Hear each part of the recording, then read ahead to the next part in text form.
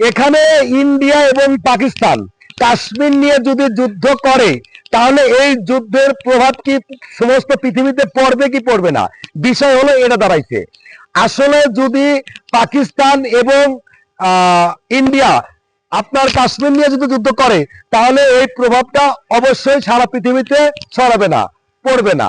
আর যদি এই দুইটা দেশ পাকিস্তান এবং ইন্ডিয়া এরা যদি হিন্দু মুসলমান ধর্ম বেধর্ম নিয়ে যুদ্ধ পরিচালনা হয় তবে অবশ্যই এই যুদ্ধকে কেন্দ্র করে সমস্ত পৃথিবীর ভিতরে তৃতীয় বিশ্বযুদ্ধের একটা সম্ভাবনা দেখা দিবে। এখন আসি বাংলাদেশের ক্ষেত্রে, বাংলাদেশ কি করবে? বাংলাদেশ কি আদৌ ইন্ডিয়াকে সাপোর্ট করবে নাকি পাকিস্তানকে সাপোর্ট করবে? অবশ্যই বাংলাদেশ কোনো দলকে কোনো দেশকে সাপোর্ট করবে না। বাংলাদেশ বাংলাদেশের জায়গায় স্থির থাকবে।